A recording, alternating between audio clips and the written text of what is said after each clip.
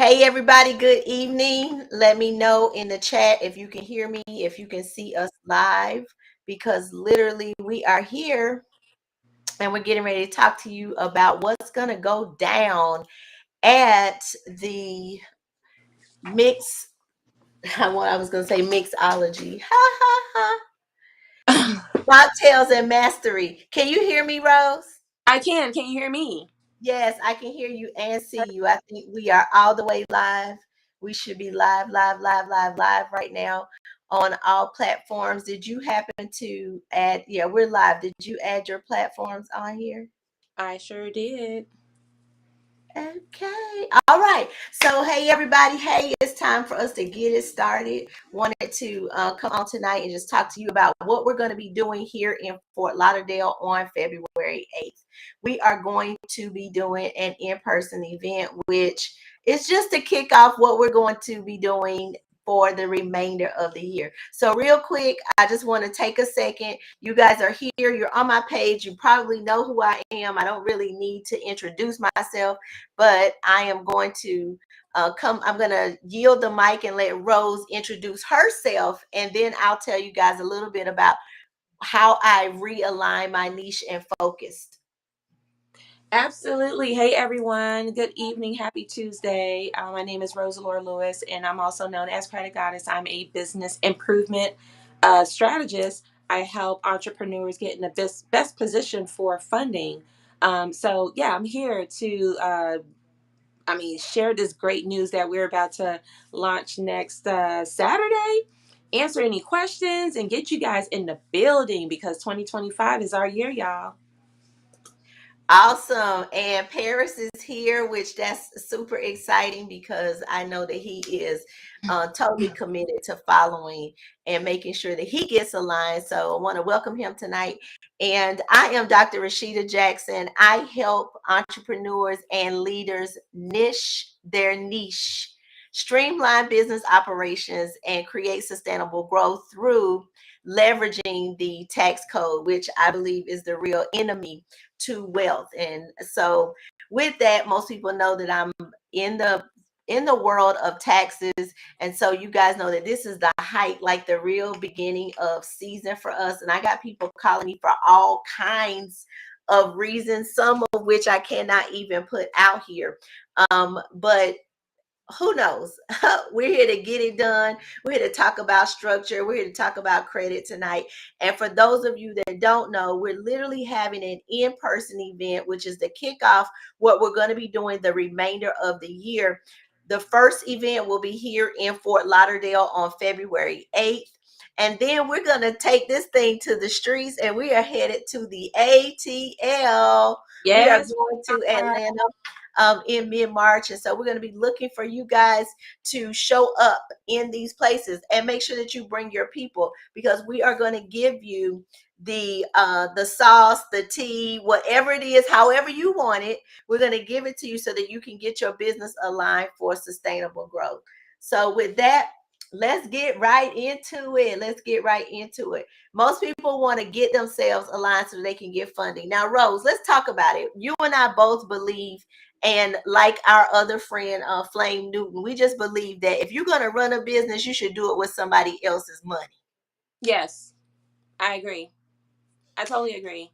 Um, a lot of us bootstrap our business and, we use our hard earned money, right? We use our hard earned money to fund our business.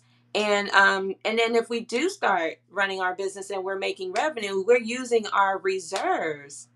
So, sometimes, just leveraging your reserves and using your hard earned money, it only limits you but so much that you can do, especially when you are, providing services and products to the public, right? You don't want to limit yourself. How many of you guys ever went to like your favorite restaurant, right? And let's talk to our Jamaicans, and you want that oxtail. By 12 o'clock, they done ran out of oxtail. Tragic. How? You know that the oxtail run, it just flies off the shelf. But imagine if they had a line of credit where they can get, just enough to get through the day and not run out of oxtails, right? but I'm sure a lot of businesses, and I know this for sure because over 85% of business owners do not know about business credit. They don't.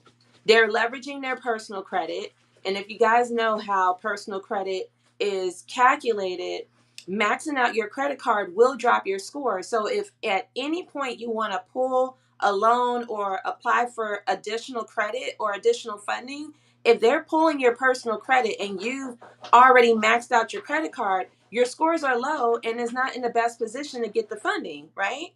So if that restaurant needs to get the funding to buy more oxtails so they know on that Wednesday, they know they're going to fly off the shelf, they can probably buy like 8 boxes of oxtails instead of having to buy 3 because their cash reserves only allows them but so much to get that plus the other things that they need for their business. But imagine if you had a line of credit, right? If you had a line Imagine, of credit, go, right? yeah, go ahead, because I could So go. before, yeah, I because we can go on for days. What I discovered now in my area of consultation, we're gonna talk about in mastery and mocktails and mastery on the 8th. We're gonna talk about structuring, and we're gonna talk about how taxes affects even business credit and loans and things that you need to obtain. We're gonna talk about that. But tonight, let's talk about the fact that many times I get business clients that have 10 ideas.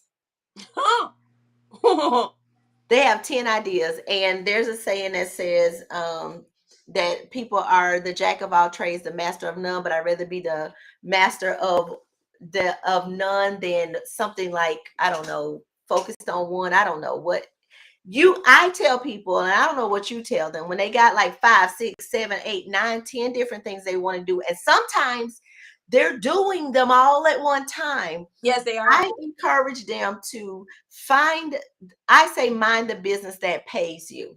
Mm-hmm. Right? Tell people, you were touching on the fact of liquidity and cash flow. Tell the people how important it is to have cash flow when you're running a business. Even though we're going to establish credit, how important is cash flow still when it comes to how much credit you can leverage and receive? Cash flow is so important, especially when we're trying to tap into loans, right? Um, I now share one example. Um, you have some business owners that have, a business and it's cash flowing. It's very important that you have the 3 pillars. You have your good credit, you have the cash flow, and then you also have collateral. Okay? 3 things. A lot of us are only operating on the cash flow, which is the revenue. And again, you're stretching yourself thin, especially if you're trying to tap into additional funding. And it is important to get, the cash flow because that shows proof that you have income coming in. But when that's the only thing that you have to ride on, right? And you're seeking, because I get people that come to me and say, I want to borrow $100,000. Well, in order for you to get that working capital, $100,000, you need to be making $1 million in your revenue. So the formula to that is 10% of your revenue. 10% of your revenue. Now, the easiest money to get is the MCA loan, which is the cash advance. The merchant cash advance is called MCA. I would never pitch that to my clients. Never. Because It it's is a dangerous game to play. oh, yes, it is. It is equivalent to a payday loan for businesses. That And deduct every single day. every single day, not the best loan to get. But when you are stretching yourself thin and you grew too fast, we can talk about that because some people grow so fast that they're not equipped to kind of to manage the productivity, or I would say the flow that's coming in of clients. That if you don't have good personal credit along with tax, because a lot of people don't have their tax paperwork together, and there are some banks that requires you to have bank statements, tax returns, especially if you're trying to tap into more than 50K. And it hems so many people so much to the point where they can't get it. and they have to tap into the MCA loan, which is the most dangerous loan to get. That's Right. something short term, not long term. But yeah, And you and I know, because in the funding world that we're dealing with now, we see people that come and they have these fractionalized payday loans, and it is killing them and it's killing their business. The thing that I understand about cash flow, one, that is currency. If your stream dries up, you don't have any place to go and to roll. nowhere. But then the other side of that coin is when people go and they get all of these lines of credit, they get all of this business credit because somebody encouraged them, showed them how to do it, how to stack it with tier 1, 2, and 3, and they have no revenue. None. None whatsoever. None. They're actually doing a hobby and not really running a business. So we get both sides of the coins where they literally have no revenue. No, people need to, I say, mind the business that pays them first, like narrow their focus. I always tell people that in the product development side, which I haven't even tapped into the level of teaching on that side of business, that our community needs. When we talk about the product development side, I have watched and worked for companies that started with one product. And when that product launched and it took off and it made money and it was now standing on its own, then they created a line extension. And Mhm. that's how you niche your niche. Most people want to start out with 5 different ideas. They want to do all 5 at once, and they want to stretch out that same stream of cash flow to cover all of those businesses. All of those businesses, All yeah. of them. So from my perspective on the business side, I'll say to you guys, we're going to leave you guys with some impact points because we're coming back tomorrow night. We don't want to give you all the sauce tonight. Then we want to see you on the 8th here in Fort Lauderdale. And then we're going to release a date for Atlanta. But define and focus on your niche. And then you can take that niche and create a micro niche inside of it that will allow you to become more sustainable and more value, because and it will add value to your business. Hey, look. I got one laying on the floor over here. He's making sure everybody see him. Everybody sees them. Hey, cutie. So anyway, literally making sure that it will set you apart and differentiate you in the market when you narrow your focus. Let's talk about from the credit perspective, and I'm kind of gonna bounce back and forth because I created a little structure for us, so y'all might see me looking off to the side. Rose, tell the people what the key difference is between personal and business credit, and why entrepreneurs should prioritize building business credit. Some people, we know that in all actuality there really is no um credit is credit, right? Hmm. Credit is pointing to and telling a story about somebody, Right. right? But for the sake of explaining all of that, what are some of the key differences that entrepreneurs should consider when they need to build the business side of their credit? The importance of, well, let's start with this because I don't want to just mention that and not explain the reason why. So, Hmm.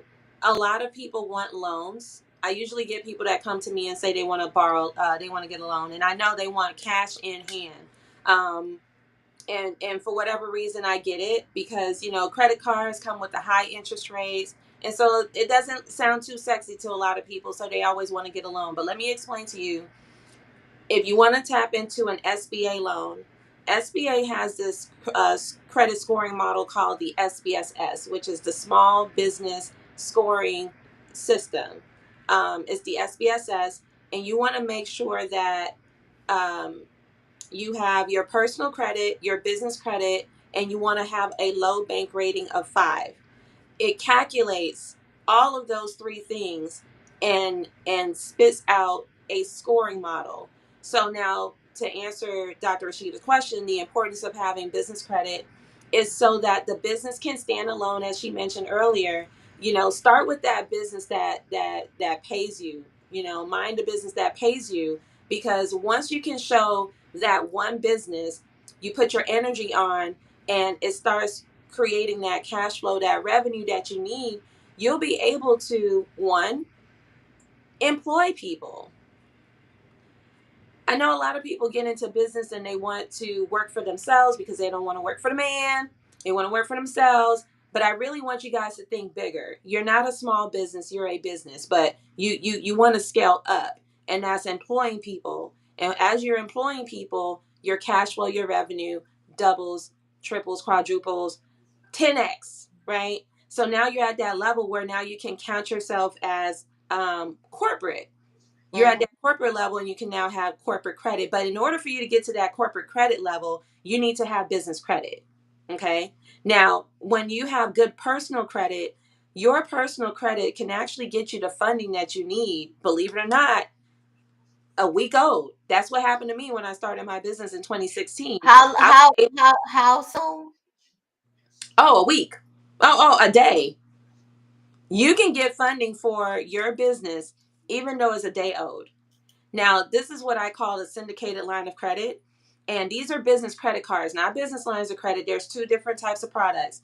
Business lines of credit is where, the bank will give you a certain amount for your business based on your revenue. Now this is post revenue where you have to show some type of revenue. In most cases you don't really have to, but if you have good personal credit you can show your bank rating of low 5, which is a minimum $10,000 sitting in your bank account minimum for 3 months. Okay, so it's important that you have money in your bank account, and then once they see that, they can then extend that line of credit to you, and you can actually write checks. I know a lot of people that once business credit. They get the business credit cards and they want to know how to liquidate it. But you don't have to figure out how to liquidate it when it comes to the business line of credit. But syndicated line of credit, you can actually get that with a day old business. I was able to get $60,000, $50,000 to $60,000 with my week old business back in 2016 before everybody started talking about this business credit. I was doing this already. I ain't new to this. I'm true to this. But it was because that I had good personal credit that I was able to leverage that to get the funding Mhm. that I need on a brand new business. Now, once you do that, you don't want to stay in that area for too long. The whole purpose is so that you can establish the business credit because the business is new. It's a brand new business. It's a baby. So the baby Right. can't just come off the womb with credit and income. You have to build your baby up. Got That's to the reason be. why we call our business our baby, right? You build that baby up. You build it and have it its own home, which is why you need to have an address, a website, phone number. It needs a bank account of its own. You do not share any of that with your baby. Your baby has its own identity, it's its own entity. So once it does that, you now have business credit separate from you. Okay? And we're gonna break that down We are. in our workshop. Like Yeah. literally give them the tools, the websites, how to, where to go to get these things properly in our workshop. But I want to go back to, you talked about employing people, and people sometimes think that that means having an employee or payroll, right? Yeah. Which is one of the number one things that dries up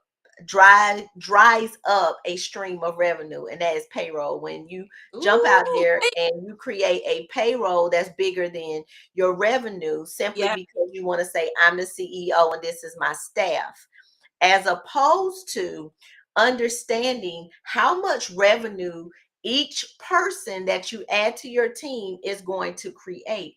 And then once you add those people, which we know we can find doers, we can add contractors, we can hire people for minimum times during the week, we can hire monthly for specific things that we need to do. You build that team and then you have to be able to release it and delegate it to them. Yeah.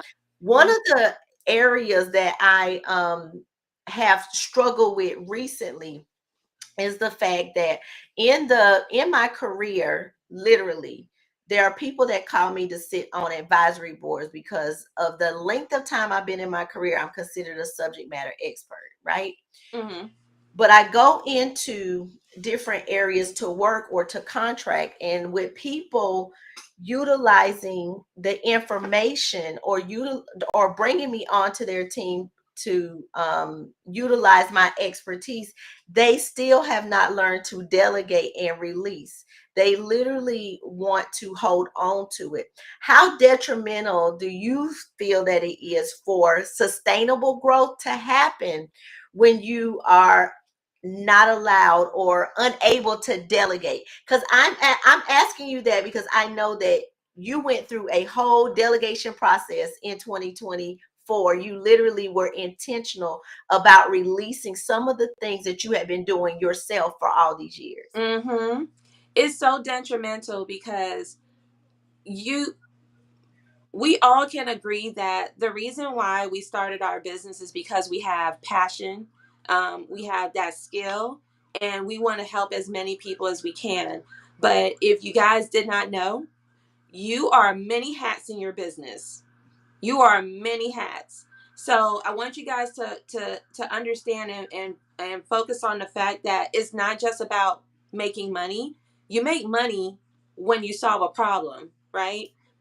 Yes. But when you start this business of yours, there's so many different departments that you are head of. And if people want your time, because this is why we're building our own business, because we do want to trade our time, for, I mean, we're trading our time for money, and we want to free up our time.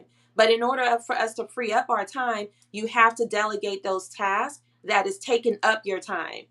And it's very, very important. And I talk to so many people that I say, like, listen, if you're going to delegate a task, it is important that you know the task that you're needing to delegate, so that way you can, one, show them how it needs to be done, document it, and then either put it in a video form, put it in a doc form, and then pass that task on to someone else.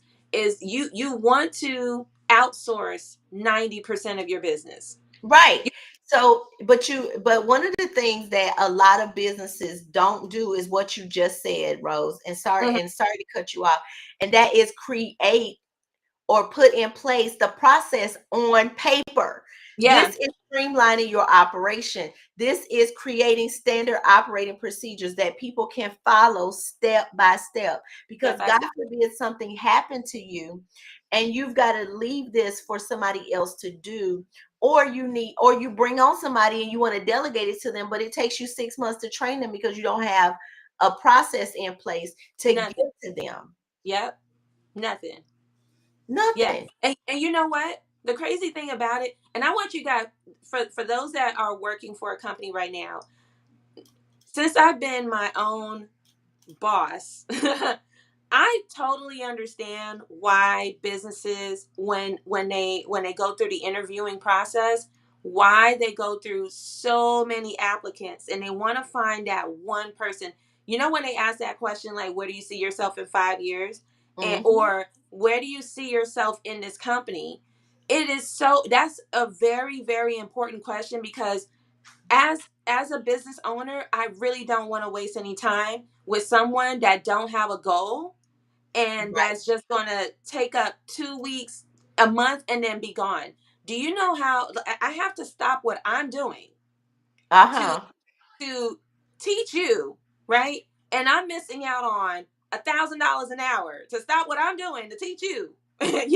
So you took up my time, or you took up one of the manager's time to teach you. I want you guys to understand the importance that when you are finding someone, I don't want you to hire your friends and family unless they have a goal and they see your vision and they're part of that mission, Oh because no, they we will. can talk about that for an hour. I know, right? We can talk We can about talk that about for that. an hour. Oh my gosh, it's gonna hurt your business having to train someone that don't have, like, any vision, or not part of the mission of what you have. If they're only there for the money, it's not gonna work. So It's not- I have people that say, oh, well, hey, this is easy. I'm here for the money. Let me do it. But it is so unproductive to me. And it speaks to who we are and what our thought process is when we are Mhm. entrepreneurs, and and we sit back and we have people that are just there to make the money. We recognize them And we are literally trying to figure out how quickly we can get them off the bus. But from the other side of the perspective, but from the other side of it, sometimes we as entrepreneurs, business owners, hand over all of our business too soon. Yeah, we do. We delegate the wrong things. Mm-hmm. Delegate the wrong things. So, Delegate guys, the wrong. we're going to talk to you guys And about mastering this game of getting your business in position to be funded within 30 days. Like, we are seeing people get funding within 30 days, like even shorter amounts of time than that is so vitally important. What would you tell somebody, Rose, would be the first step they need to take if they're starting a business from scratch and they need to establish business credit? Now, you mentioned what happened in 2016, but a lot of things have changed since then, right? What yeah. is the number one thing that someone that says, okay, I'm going to come sit with you guys on February 8th, I'm going to start a brand new business? What is the first thing they should do if they're going to establish a line of business credit? Ooh. So, Let's say you they know, got all the structure in place, they're going to follow our blueprint. What is the first thing they're going to do on your side of the track? well, if we're talking about establishing a business line of credit, now that, of course, that's with all the structure, like you mentioned. Um, now we have to now talk about, because I'm going to ask, what are your goals, right? Mhm. And if you ask me that you need funding right now, and you have not established your business credit, I'm going to, show you how to do that. Now that does take about anywhere from 6 to 9 months. It can take about a year, but that's all a matter of you implementing the steps and following the steps and establishing it, which does require you to spend.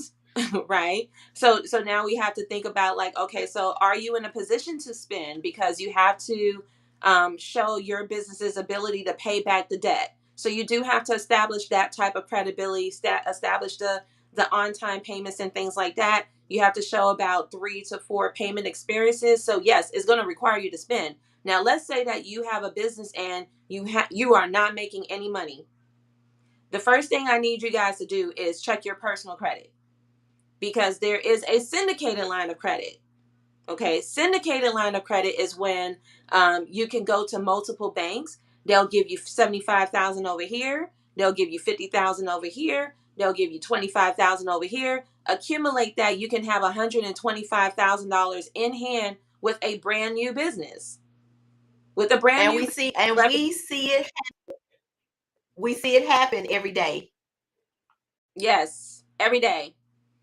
Every day. On average, we're getting people anywhere between 95 to 150,000 on average, with brand new businesses, with businesses that haven't even started making any type of money. It's just been sitting in the shelf, and they just want to get some business credit to start whatever it is they want to do. They're going to change up the name. They're going to do whatever, but because they have good personal credit, they want to launch this business finally, and they can get the funding. It doesn't matter. This is pre-revenue. The syndicated line of credit are pre-revenue, meaning this is So before you make money in your business. You can tap into that. so some people want to know what type of businesses can qualify for funding. What type? Are we talking hair Any type. salons? A- Any type.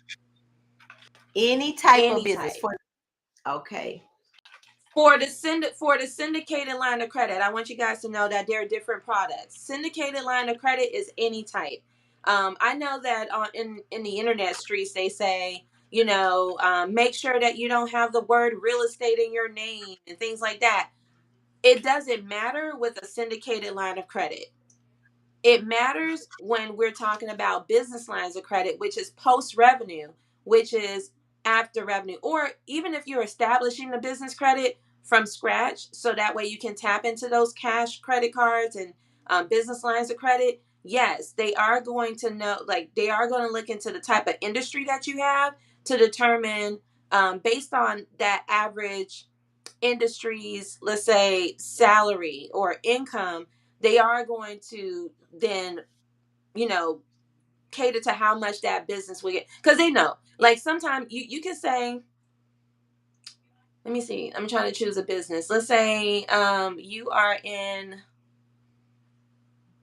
daycare, right? You have a daycare and you say, I want $1 million. And you do taxes. You do taxes. So on average, what would you say a daycare makes on a yearly basis? So a small daycare that is, let's say, infant to 3 or 4, depending upon the capacity, right?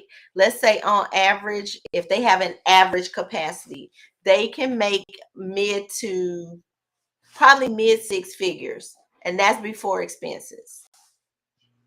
Before expenses. Okay, mid six figures. Is that like Mhm. half a mil?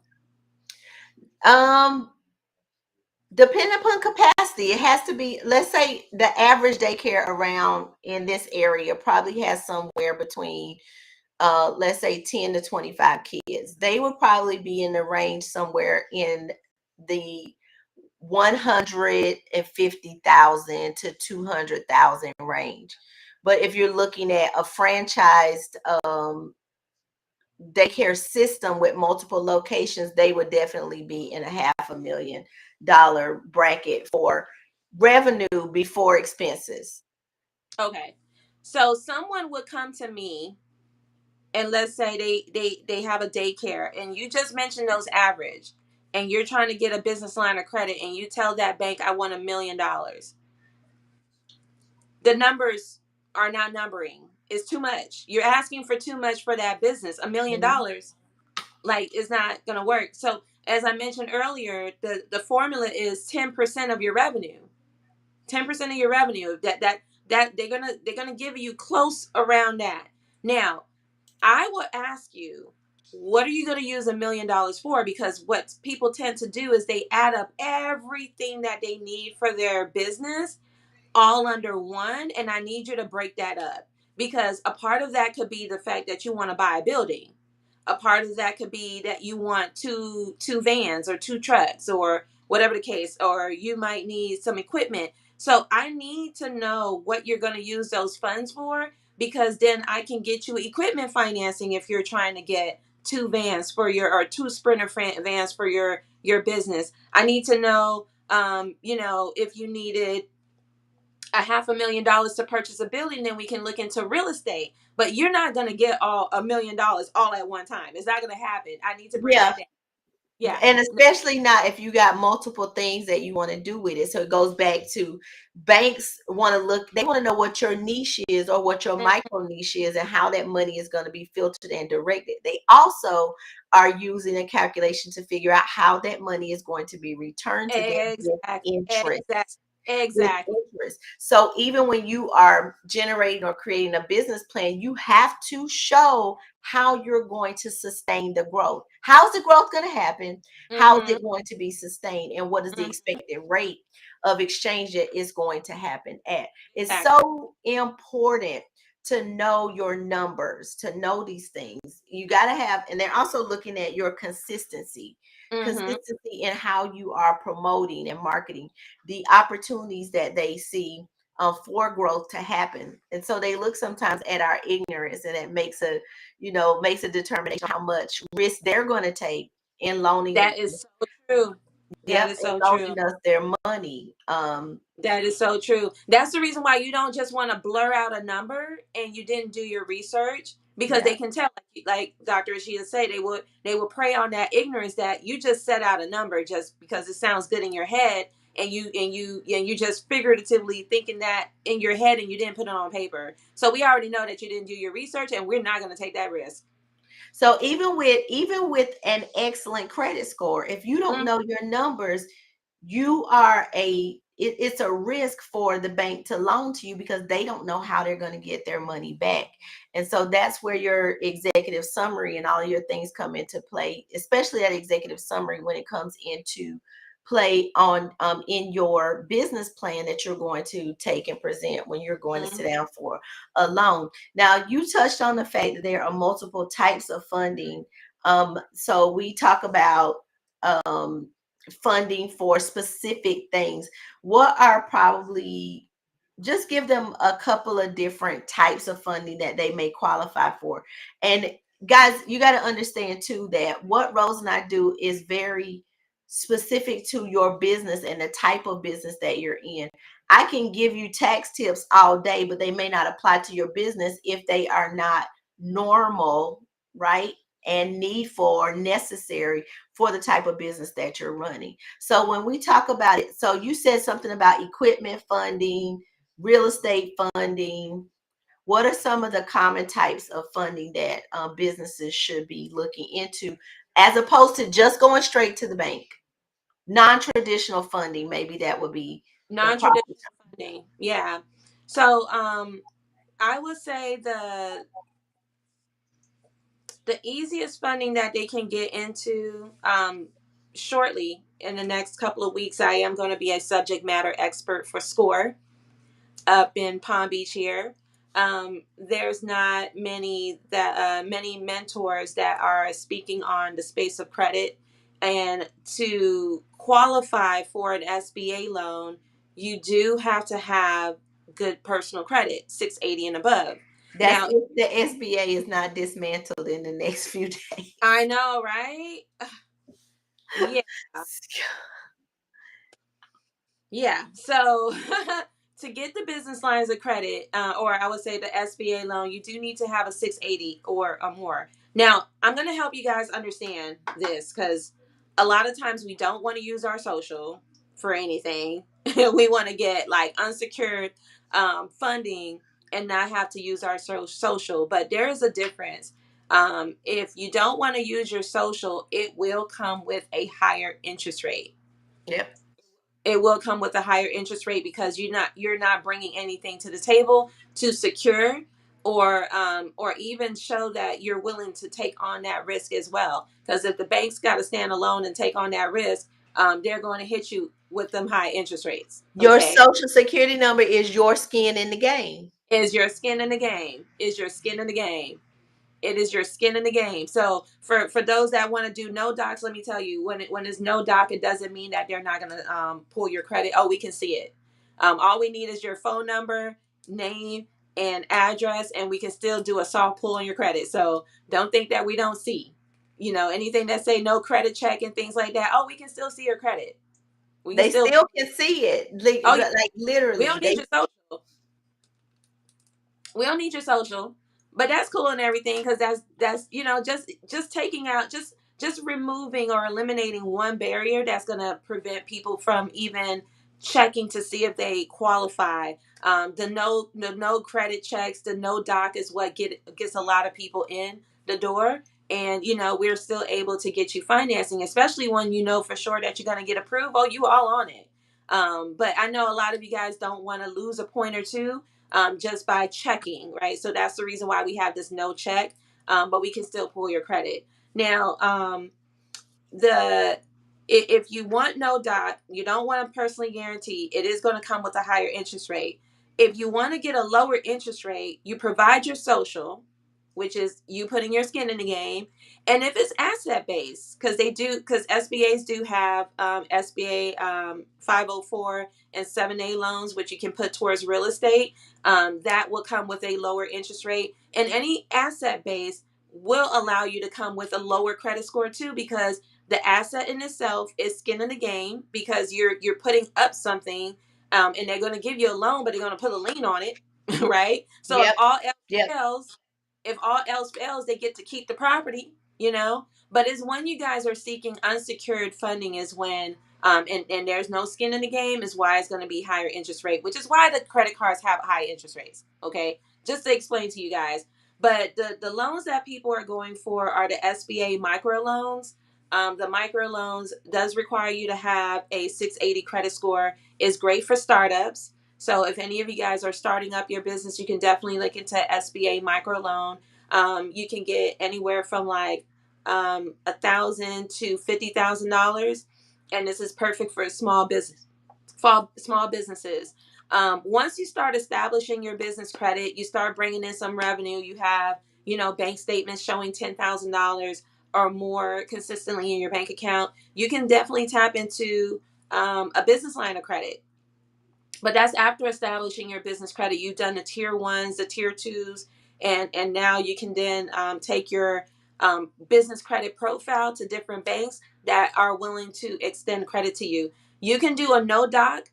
You can get up to 50,000. So if you go to 4 different banks, that's 50, 50, 50, 50. That's $200,000 of business lines of credit that you guys can tap in with good personal credit, business credit, and a low bank rating. Oh, you got a question for Got a me? question. Yeah, you see your Hey, question. questions. Let's go. It says, What's the can you question? explain no doc loans and stated income? Is it the past year or projected? It depends on the institution. It depends on the institution. If it's no doc meaning that there's just not a lot of documentations that you have to sign for. That's all that means. It's not a lot of that. All you need to do is they need to tap into your bank account, check your personal credit, and just little to no documentations that's needed when they're saying no docs. Stated income is when you state your income, you don't have to provide any documentations. So it's kind of like one of the same, but it depends on the product and the institution that you're going for. When I use the word no stated income, it's for the syndicated line of credit. You know, that syndicated line of credit I was talking about earlier, where you Yeah. can get it with good personal credit. Yeah, stated income. If, even if you don't got no job, you can still get a business credit card with no job. Because guess what? We go based on projections. Mm-hmm. If you're projecting, if I ask you, what are you looking to do with your business, and what are you projecting to make, give me those numbers. I don't want y'all to be scared to tell me what I think I have one of your clients, Dr. Rashida. I was on the phone with him, and I do the underwriting call, and I was on a call with him, and I was trying to hint to him, just like, give me a number, but he was so reserved. He was so reserved. And he was like, so how much are you projecting to make? Maybe about 50,000. You're projecting to only make 50,000 in your business? What about like a 200,000, 250? You know, well, Terrified. listen, terrified. I'm like, are you thinking about working with the government? Like, you can do government contracting. Like, see, I can't tell you what number to put. I need you guys to envision this, but with the company that I work for, I can't tell you, what to put on there. When I say stated income, I'm not going to make up those numbers for you. You have to think big. So I'm going to help you during that call. You need to envision, like, one day, do you want to work with the government? Do you want to do this? Do you want to do that? And so You if need you, to know your number, where you're going, and not where are be you going? terrified of that number. So listen, let me just give this little commercial while we're here. You guys, Rose is, I hope you guys are picking up what she's putting down. Some of you are going to watch the replay. You're going to be, what in the world are they talking about? Literally, we're just giving you guys some nuggets over the next 2 nights, because we want to see you in person, because we are literally going to put it on paper and teach you, show you, give you the tools for free, how to get these businesses started and to get them funded within 30 days. So we want to see you in Fort Lauderdale so that we can give you this structure information that you need to structure properly. Make sure that you have the right strategy for your taxes, because it's necessary, guys. You got to do it. And I like what Paris said. He said, they won't believe you if you don't believe in yourself. Yeah. 50K is going out of business soon, for sure. 50K is going out of business soon. It means that this is a side hustle. It means this is a hobby. You can literally, we make 50K selling cookies and cakes. Like, that's True. like, Literally, True. we can make 50K between Valentine's and Christmas, Thanksgiving, these seasons. We can make that. Not that that's little money and not knocking what anybody does, but we can make 50K pretty quickly. And I agree with him. You've got to have a vision for where you're going. But the most important thing is, guys, you got to get that personal credit aligned. Because, like I said in the beginning, when we talk about personal credit and business credit, we've just dropped the difference between the two, because that credit is telling something about somebody. It's not just talking about a business, it's talking about a human being and their habits and the way that they move. Credit speaks for you inside of doors that you will never enter. Like Mm-hmm. Rose says, she's doing underwriting calls. Well, when you come and you sit with me or you sit with her and you want to go through our funding process to get your business up and running and get it funded, she's going to expect you to come with a good number. And if not, she's gonna call me and be like, "Woo, your client was terrified. They ain't ready." And that is that is an indictment on my consultation for you to go and sit with the underwriter and you don't have a number. Like, we have really got to think big and we got to be positive. Although all of these things are going on and we could literally be talking about the political climate, it does not matter at this point. We're giving you the game. How did they get to where they are? They did not use their own money. Nope. Even if Nope. that money was in a trust fund, the money in that trust fund was somebody else's money. So we're trying to give you game on how you can start a business, structure it properly, take care of your taxes, get in the position to get other people's money. And not just through your sales and through cash flow, but making sure that you understand how to leverage good credit and documentation. So Rose, that's gonna be our talk for tonight. I'm not gonna hold you fast. We've been on here about 45 minutes. So we're gonna come back tomorrow night just to keep dropping nuggets for you guys, because literally when you come to um Mocktails and Mastery here in Fort Lauderdale, one, we're gonna serve you mocktails. We're mocktails, right? We're gonna have some really cool drinks that we're going to serve. Light bites. This is a free event. You're going to come in. We are going to teach you. If you have not started, you're going to get started. If you're thinking about starting, you're going to get started. If you've already started and you're trying to figure out how come I cannot tap in, we are going to help you. Guys, this is a free event. We want to see you in Fort Lauderdale, Florida, right here in the beautiful city of Fort Lauderdale. This is a free event. It's not going to be an all day event, but trust me, the all day events are coming. So we Mm. are getting you guys ready. We're building you up for what is going to come in the fall of 2025. So Oh make wait, sure that you are tapping in.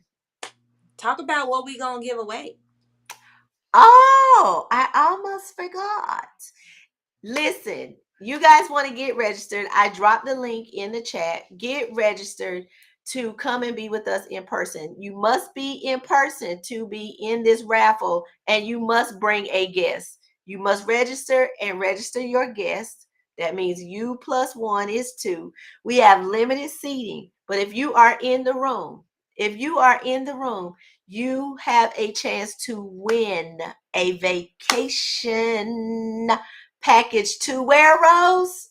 Orlando or Las Vegas, any one of those as your choice. So we are going to give away our team, Rose and I, our collaborative team. We are going to give away a vacation. So you want to be in the room. Don't miss the opportunity to be with us here in Fort Lauderdale, Florida on February 8th.